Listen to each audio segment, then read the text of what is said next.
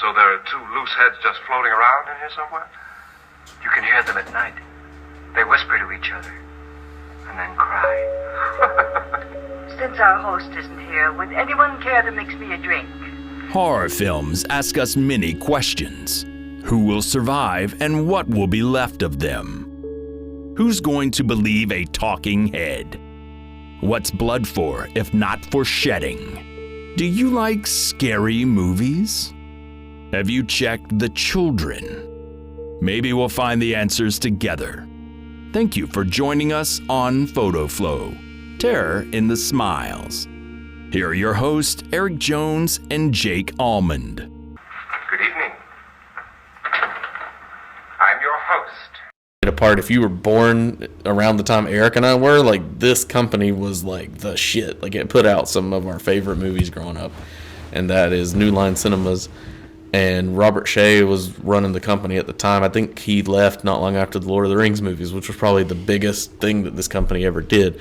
But long before Lord of the Rings comes Wes Craven's 1984 film, A Nightmare on Elm Street. And this was the company that was built because of A Nightmare on Elm Street. They called it the house that Freddy built, because before then they were just small time out of a single office in Hollywood, like on the where all the shitty distribution companies were at. They were not one of the big time.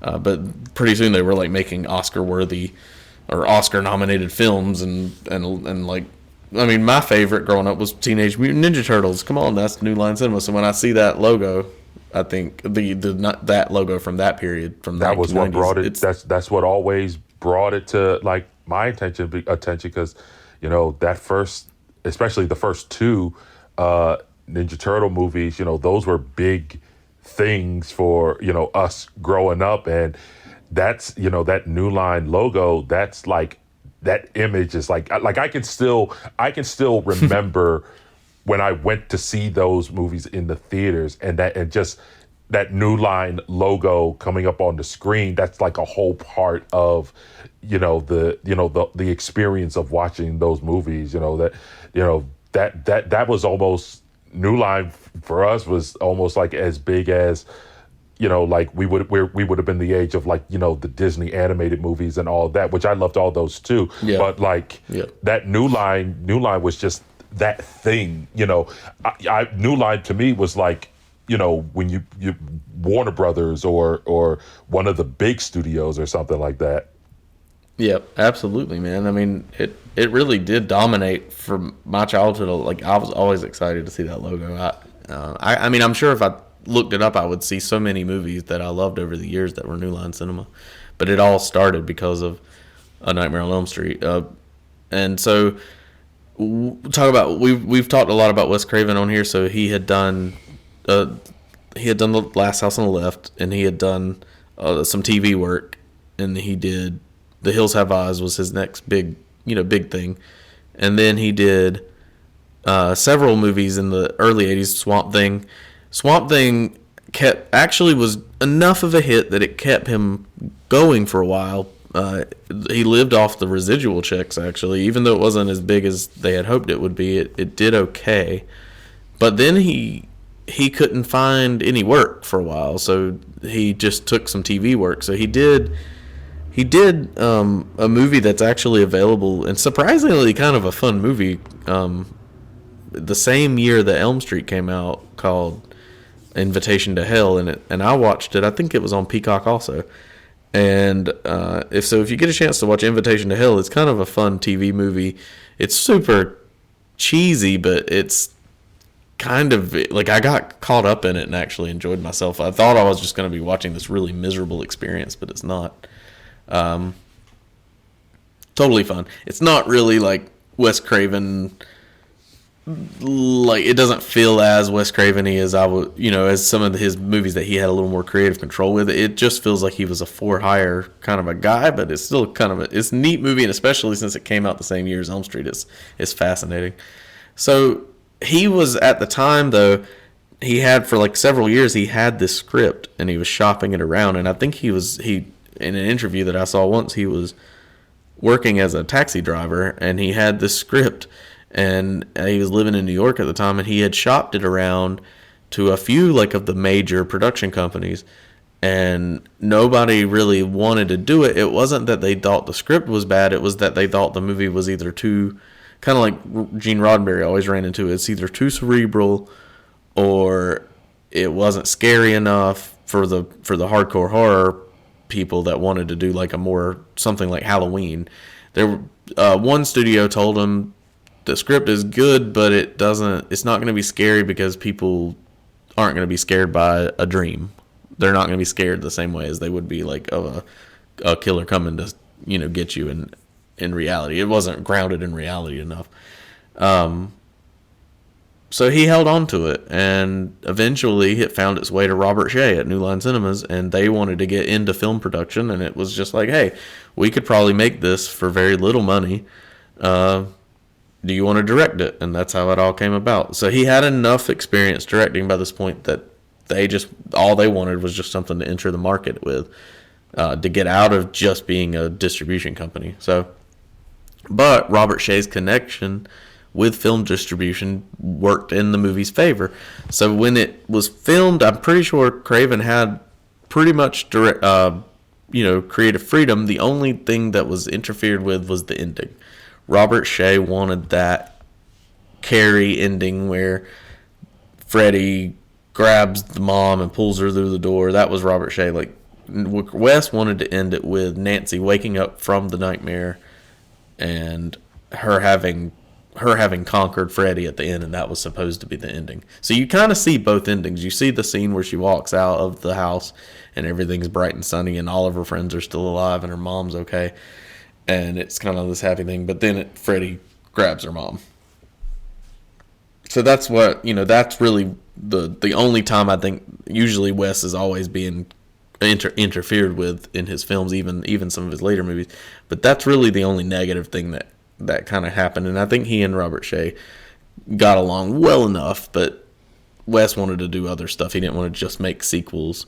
And Robert Shea said, well, this was a big hit for us. This is our baby. And he was right. Like, it was for a long time. New Line Cinemas was what it was because of this franchise. So did they repurpose that scene for the final scene of the remake? They did something similar in the remake, just because I think by that point people were expecting it. But the mom is killed in the final scene of the remake, but it's through a mirror or something like that. Yeah, which it was the only good thing about that. Yeah, that was actually cool. It was better than that fake out ending or that weird ending in the original, in my opinion. But because I hate that moment when Marge gets pulled through the door. It looks stupid and ropey, and it kind of defeats the purpose of her turning her back on Freddy. Yeah. Which I have my own connection to emotionally. I really love that, and I think it does undermine it, which Wes does too. He always hated that as well. It's fine. It's fine, but it just looks silly and it's kind of laughable. Whereas some of the other sequels in this series had those kind of really eerie endings. Like, my favorite is in the third one. I love the Kirsten's model house in the third one when the light comes on in the model house at the end. Like, that was cool. Like, that was creepy and weird and cool.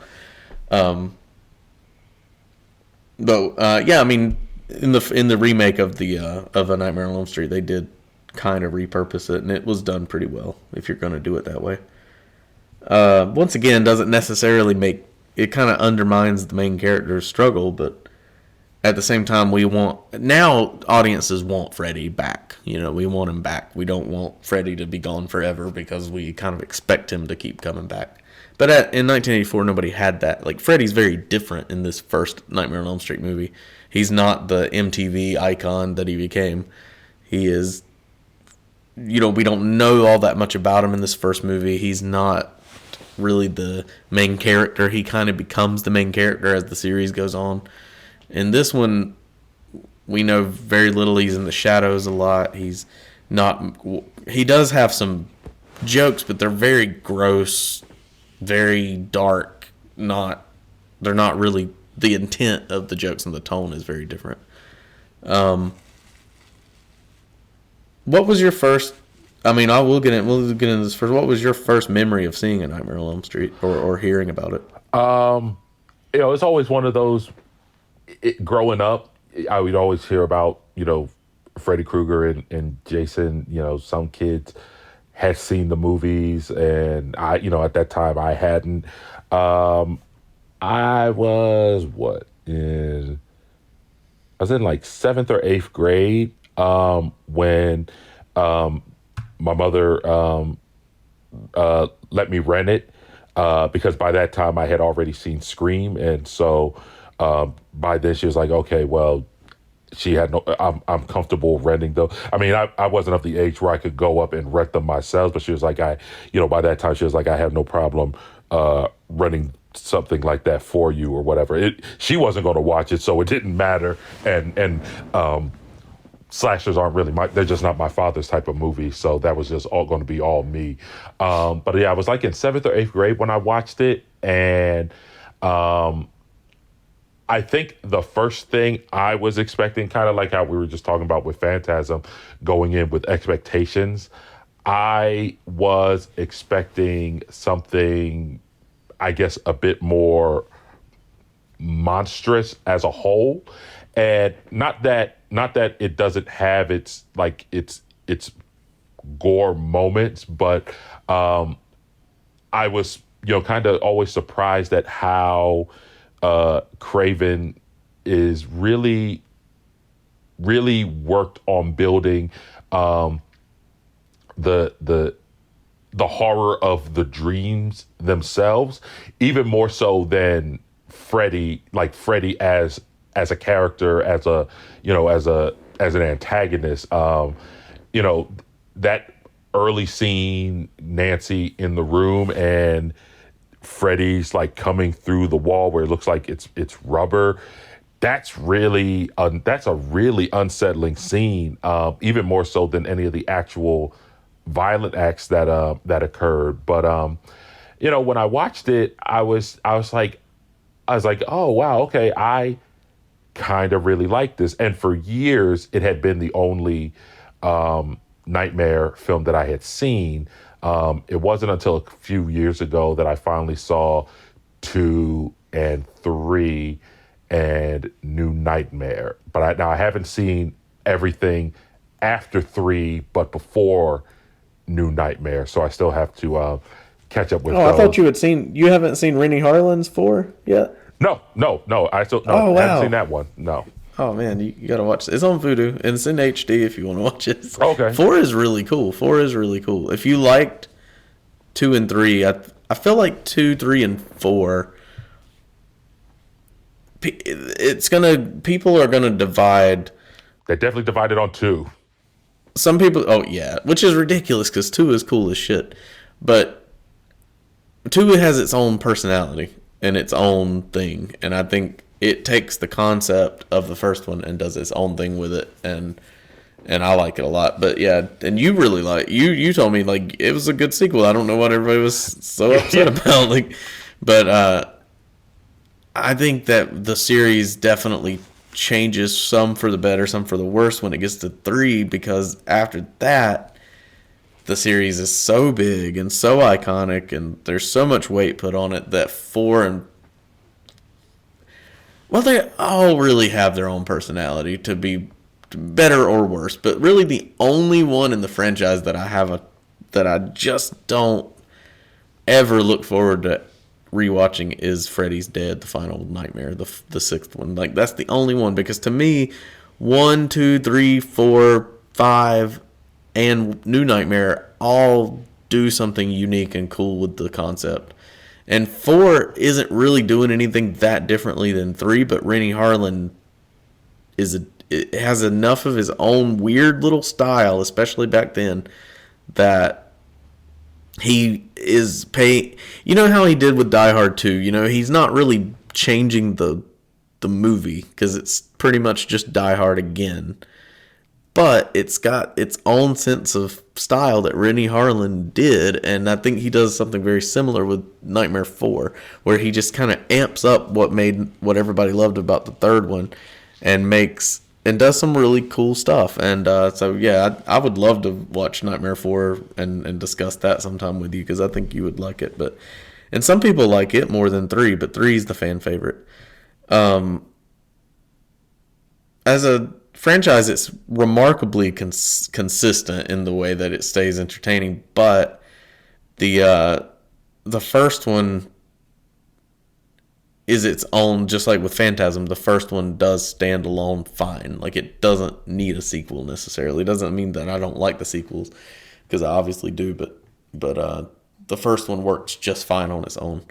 And you were talking about how some of the images from the film that Wes captured were, some of the non-violent images were more creepy than the violent images, and I 100% agree. My 2 favorite shots in the film by far are, and there's actually quite a few moments and images that I love from it, but the 2 that always stick out at me as being just iconic are the Freddy coming through the wall that you mentioned, which was such a simple effect, and the glove in the bathtub, glove coming out of the bathwater, and nothing happens in that because her mom knocks on the door and wakes her up in the glove. But there's something so scary about that idea and that image, that it's just so effective in a way that even if he had like sliced her all up in the bathtub, it wouldn't have been.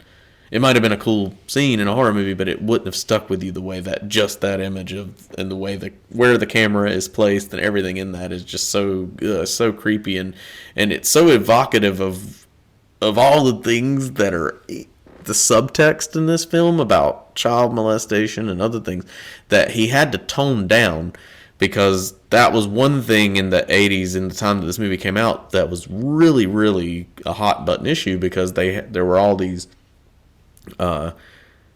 things coming out about child molesters that were really in the public spotlight on the news and everything, because there was one of those we think of living in today's world with the internet as being like the time of misinformation and conspiracy theories, but there was a really famous case of child molestation at a preschool around this time, I think.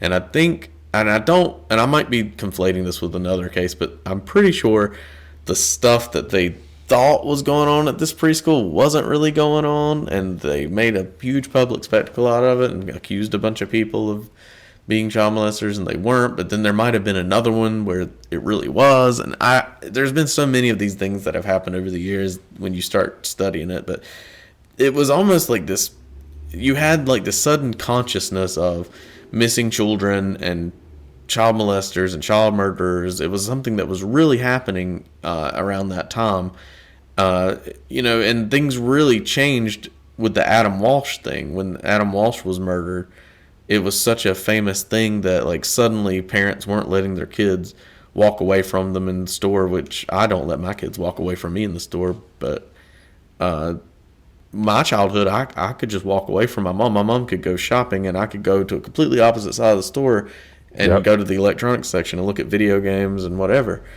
And but around this time, there were all these like famous cases of abducted kids and stuff. So I feel like this movie and the original It, in the novel and in the TV adaptation that we watched, you see a lot of these missing kids posters and stuff, and the whole kid on a milk carton thing. And there was a lot of that crap going on in the 70s and 80s. There's still some of that going on, of course, but I think people are more mindful of it. There's this like that whole innocence of, we can just let our kids go play and they'll come back home at dinner time. There was a lot of that shit going on in the suburbs and places like that, and truthfully there were a lot of creepy predators out there and I think Elm Street was tapping into that. But I think at that time, in a mainstream, if you wanted to make money on a mainstream horror film, they couldn't make Freddy explicitly a child molester, and that was in the original script. So he dialed that back, but left in all the subtext with like the way Freddy flicks his tongue, the way he's obviously being sexual to Nancy, the way he attacks Tina and slashes her dress at the beginning, the idea of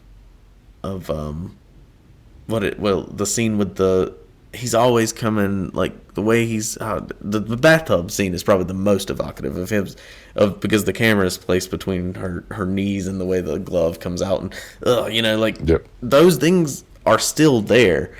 He just, something about removing the explicitness of it just being said out loud makes it even creepier to me, and the fact that the parents aren't willing to tell the truth about anything in these movies, especially the first one. The parents almost just wish that this whole thing could be covered up and nobody ever speak of it again. And there are families out there right now. I mean, I knew some kids that had been molested by a family member, and they don't want to talk about it, and they just want to cover it up and just move on from it. And the kids, and unfortunately in a lot of these cases, they never get the emotional support that they need to deal with the trauma that they've suffered. And I think this movie really captures that. I don't know how much of that was intentional, how much of that was just situational or coincidental, and it just works in the movie's favor. But I think that that's the strongest aspect of A Nightmare on Elm Street for me, is how trauma, not just sexual molestation, but like having an alcoholic mom or parent, having a neglectful father, all of these things that are so relatable to so many people. They don't always have to go to extremes, but just childhood trauma is a thing that everybody just about has some understanding or form of. And this movie says you can rise above that, and Freddy is just a manifestation of all the deceit and the lies and the cover-ups and in some cases very much malicious behavior that adults sometimes, or trauma that adults sometimes push off on kids or don't give them the support to handle. And I think Freddy is that. Just like Phantasm uses stress and grief, Freddy is more of, instead of being a manifestation of fear and stress and grief like the Tall Man, he's more of a manifestation of trauma and neglect and lies and all the shit that one generation does to the next generation very typically. And I think Wes was feeling all those things, and there is very much a through line to his childhood, because his dad was abusive and mean and neglectful, and his mom was like super religious and kind of oppressive in her own way, even though I think that he and his mom had a great relationship later on. From what I understand, he never had a great relationship with his dad, and those feelings were there of generational trauma. And I mean, that all is there, right there in the subtext of A Nightmare on Elm Street. Some of it actually works better because they did pull back from putting it too on the nose. Whereas in the remake, if you want to compare it to that, they make it very explicit that he's a child molester, and it overtakes the whole movie. Yeah. Like, it just layers that darkness on to the point where it's not even fun anymore, you know?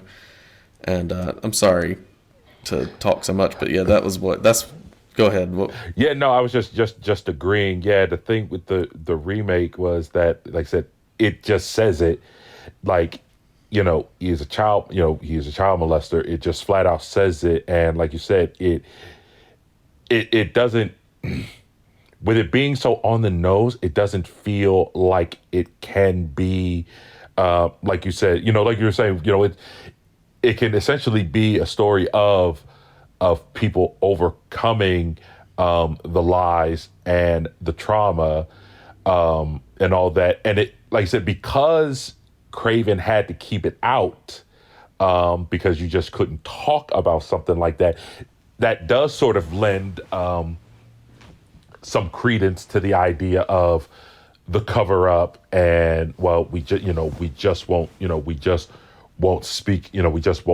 on it. And it's definitely far more effective that way. Well, yeah, and I think that her relationship, like, you never get the sense that her dad dislikes his daughter or anything like that. I always feel like, and this John Saxon, you and I both really like John Saxon. I always like seeing him pop up in movies. I never get the sense, and part of it might just be how much I like John Saxon, I never get the sense that he's like a bad dad. I just think that he's so stressed out and in his own shit, and he's not married to Marge anymore, and they don't, that creates, unfortunately, because his daughter lives with his ex-wife, it creates he's going to have to make a real effort to overcome that. And it seems like when it comes down to it, he is at least receptive to, he's not blocking his ex-wife out of his life. I mean, they come together for Rod's funeral.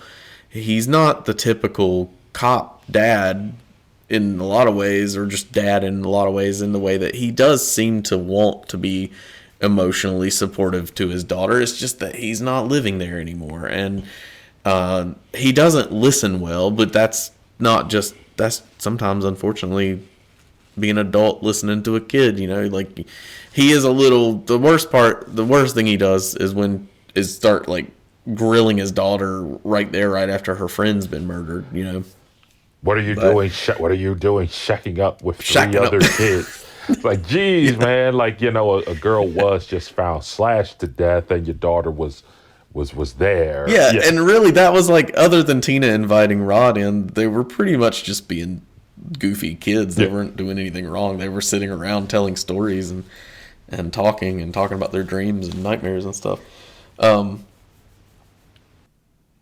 But I mean, and even Rod is a character that he's not, obviously you get a sense at least that there's more going on with Rod. I mean, yeah, he's a dick, and yeah, he might be a delinquent and all that, but there's obviously some neglect going on in his life, and you really don't get the first scene with him at the school, he comes across like a punk, and then he pulls the knife on Glenn that night in the backyard. But the scenes after Tina dies, you see that tough guy facade fall, and he's more scared. He's just a scared kid. And I think that the actor does a really good job in those scenes in the jail. As hammy and weird as the performances are in this movie, and they are, there's definitely some clunkiness. But somehow, just like with Phantasm, the strangeness of this movie works in its favor to me, and always has, because there is a certain element of how much of this is this whole movie a dream, or are there parts of it that are, it does that same kind of thing that Phantasm does. And I don't know how successful it does it for everyone, but for me, it always worked fine. I don't really even care like how much of it is reality, how much of it is a dream, because it could be any of it. There's a certain point of the movie where I feel like it's definitely a nightmare, and I feel like most of the final act, when Nancy gets really sleep deprived, and anything that happens in what seems like it's happening in the real world that can't really, I don't know. I feel like I think the sequels kind of say, or they don't really confirm whether her friends died in real life or not. But then Glenn's death, and even Rod's death in the prison cell, and all of that seemed so much like that whole section of the movie is a dream. Her jerking the phone out of the wall, and because I always thought she was awake during that, but then Freddy licks her through the phone. Like, she's got to be dreaming through all that, right? Even by the rules of Freddy's dream powers. But like how much Freddy can actually manipulate the real world, I don't think that this movie or even the second one play by the same rules as the third, fourth. There's a little more consistency and clear lines between real and dream in those movies, whereas in the first two, A Nightmare on Elm Street, they almost both feel like the whole thing is a nightmare. Like Nancy never wakes up from this nightmare, and neither does Jesse in the second one. So that's, like, I've gone back and forth over the years. I don't know how you interpret it, but I don't think that my answer is necessarily the right answer. It's just kind of, I've gone back and forth. Have you ever tried to pick what was real and what wasn't real in these movies? I never did. I usually always just kind of always went with it as is, and that's where I think what kind of differentiates it from Phantasm. Not that I'm saying that one way is better than the other. I think that Craven, I don't know if I could say if it necessarily makes him a better director than Coscarelli, or they just chose different approaches to this. See, I always thought that Craven kind of kept it simple, where it's like, I always tried to take, like, okay, this is clearly the real world. This is clearly the dream. And I always thought that Craven kind of maybe did it that way to, so that way he could keep the audience, engaged and all that. I don't know what his budget was for it. But I always figured that Craven probably had to keep the audience a bit more in mind than Coscarelli did. So I don't think that I don't think he was trying to be as experimental. So I always took each type of scene, kind of at face value. Yeah, and I mean, you could argue that there are moments in this that are the real, and then but then the line kind of blurs toward the end. So I don't know. It's weird. I mean, I don't think that any of that stuff with Marge floating down in the bed and all that. I mean, obviously that's got to be a dream. Like, that whole thing has to be in the dream.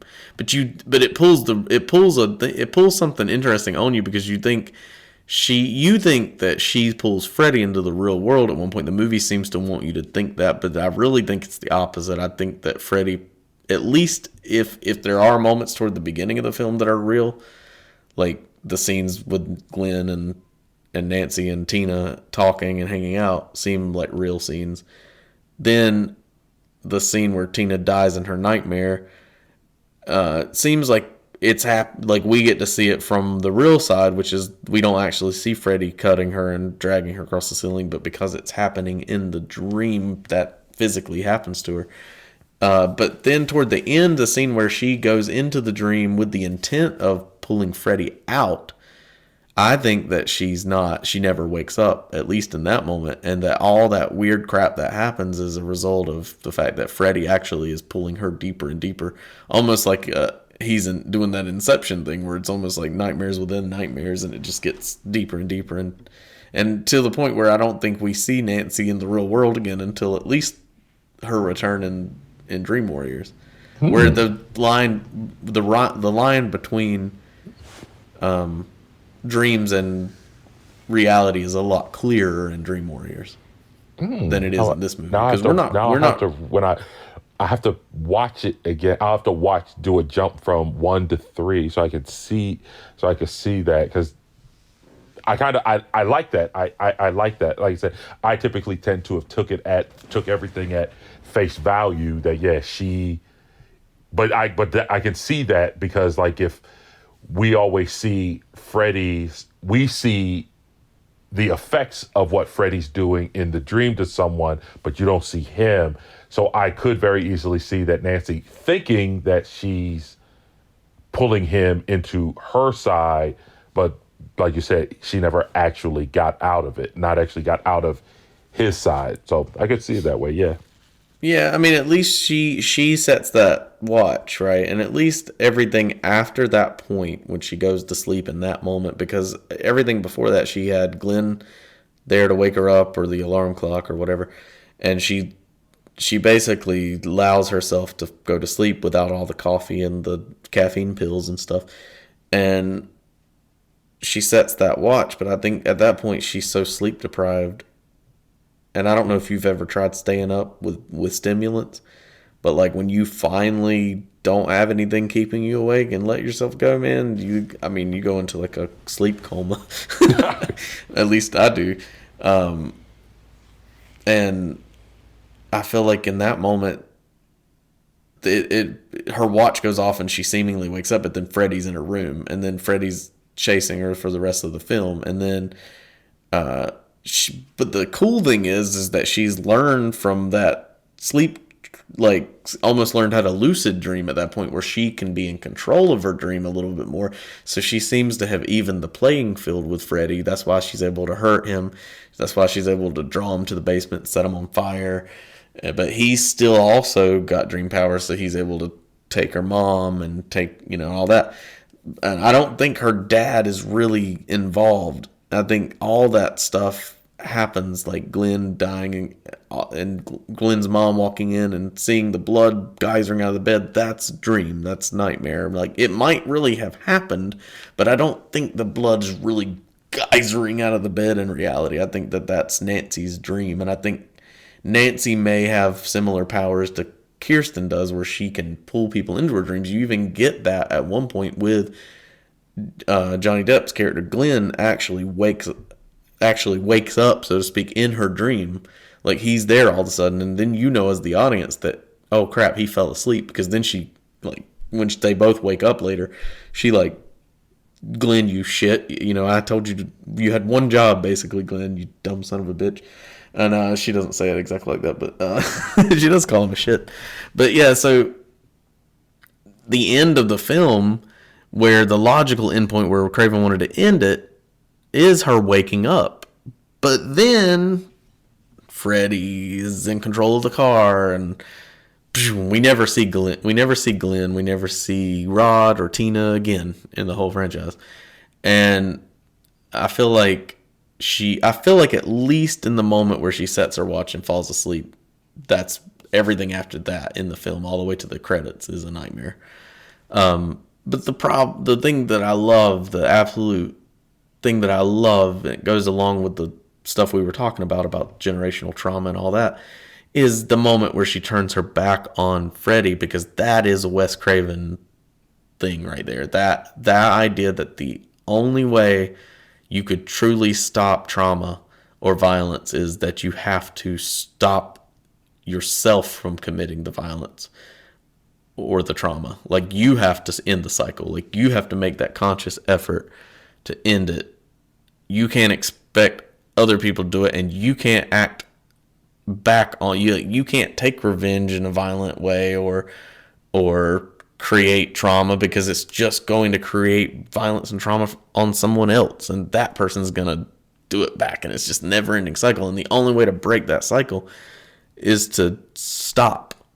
You have to stop. You can't expect someone, you're not going to be able to rely on someone else stopping, because, and I think he gets to do that with this character, with Nancy. She stops Freddy by ultimately refusing to perpetuate the same thing back on him, like turning her back on him and telling him what he represents no longer has any effect on her, which, or at least it's not something she's going to be scared of anymore, that she's going to get the help she needs or whatever. So from that perspective, I think it's a really interesting film, and I think Dream Warriors does kind of also capitalize on that, because Nancy becomes a counselor in that movie and actually is trying to help other traumatized kids that are going through different mental health, problems and everything. So there's something very powerful about the Nancy Thompson character from that perspective, especially in a teen horror film. And I think that's one reason why these movies resonated so much on some level with teenagers at the time, and maybe continues to with some. But at the same time, that horror movie ending kind of undermines a little bit of that. But then I think Wes gets to, because Wes wrote the original screenplay, and then Frank Darabont and Charles Russell wrote the final screenplay. But a lot of what Wes put into that screenplay, especially with Nancy, that's all Wes in that third movie. So I think he got to kind of have that, his cake and eat it too in the end, because he got to keep those themes going in some fashion, at least. In a way, they were kind of taken at the end of the first one. So anyway, it still works for me. It's always been there. I've never seen the film with that final ending cut out, So it's not like it's like, obviously I love the film and watched it so many times growing up, and still watch it probably once a year, at least once every other year. So, it still works for me. And I still love those themes. I just love the way it handles it. And I think that some of it is accidental, because I do think that Wes's instincts aren't always to be subtle. So I think in some ways whether it was ultimately his decision or Robert Shaye's decision to kind of cull back a little bit on the subject matter, the softening of some of that actually benefited the film a lot. So there's sometimes where it's okay to go full for the throat. With like Last House on the Left, I think that movie needed to go for the throat. But with Nightmare on Elm Street, I think it works to pull back a little. Yeah, it is really a I mean, people tend to throw it out a lot, but I think it's a landmark film in his in his career, and probably the one that, like, I mean, obviously, like the immediate thing when you say Wes Craven, you're probably going to go to Elm Street, even more so than even Scream. Yeah, at least it might be generational, but yeah, for us, yeah, for sure. For maybe younger kid or maybe people that were like coming of age in the 90s, it might be Scream. I'm not really sure. For me, it was always both. Both of them meant a lot to me growing up. And I was one of those kids that was just young enough because I had an older sister or friends that were a little bit older, cousins or whatever, that Elm Street was just one of the big ones.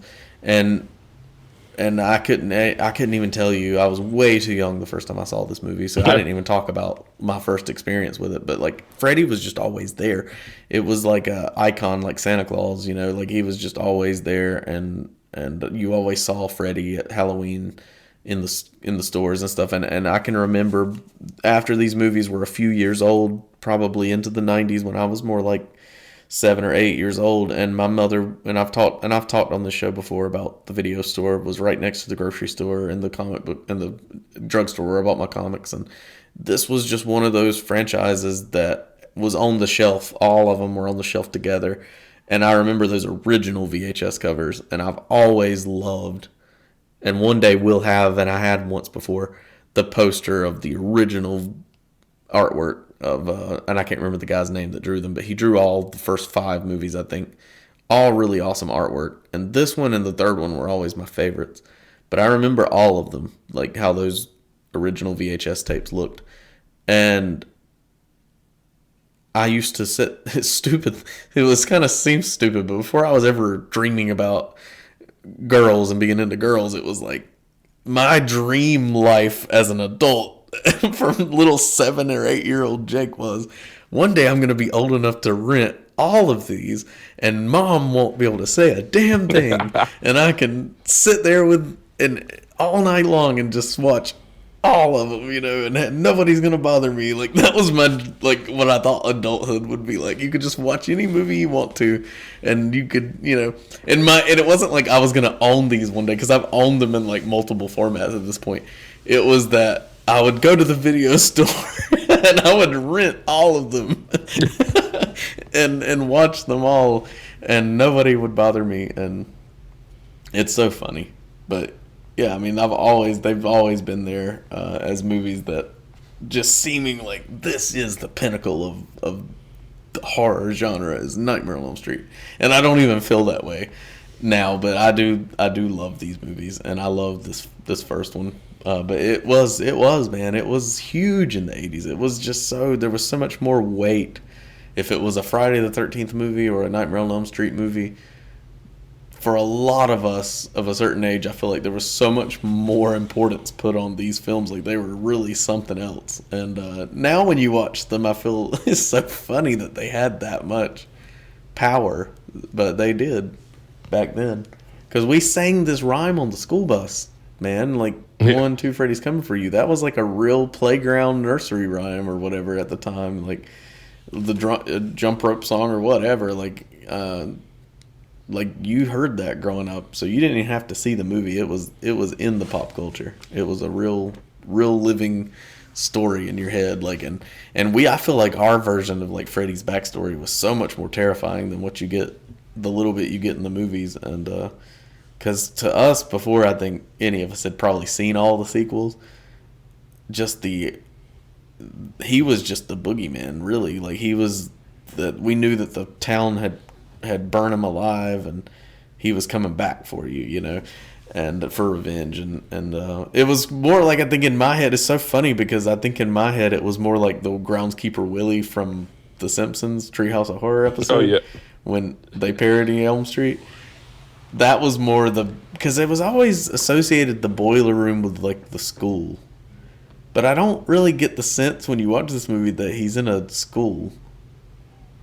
I don't know where the boiler room is in Elm Street. But I think it's because she falls asleep in class at one point and she goes into the school and there's the boiler room. But I think that wasn't intentional, like to say that was where he was. But that kind of leads to him being the weird guy at the school that had access to children. You know, like that was in my childhood. That was kind of enhanced that scary vibe of some stranger that your parents trust you around that would like hurt you, you know, and that made it a scarier story. So it was funny when they made it Groundskeeper Willie because that just fits so much of what or at least I felt in my head about the character. So it was like perfect. And I don't know how much of that was intentional, but it works. And then in the remake, they made him the guy that worked at the damn preschool. So, you know, it obviously affected other people that way. Yeah. This was one of those bad babysitter movies, though. You know, my mom I don't think she's ever seen Nightmare on Elm Street in any capacity. But I watched it at the babysitter's, and so years later when she finds this out, of course she's like, I can't believe she watched that stuff with you guys. Which I would probably have that same reaction, don't get me wrong, but at the time I was like, but I love it, so what could be wrong?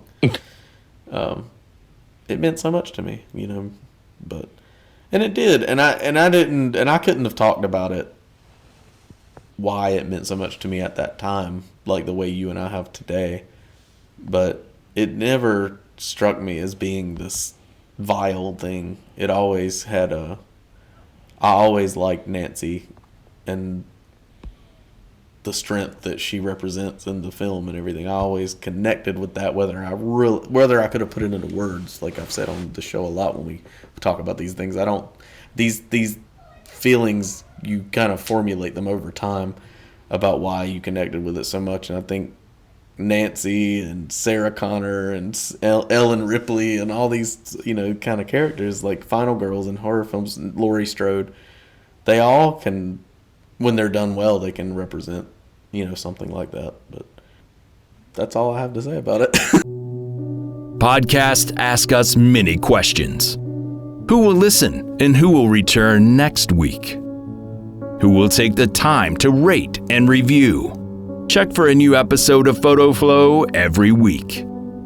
Find us on Facebook and Twitter at PhotoFlow Terror and Instagram on PhotoFlow_terror. Thank you for listening to Photo Flow. We'll find the terror in the smiles.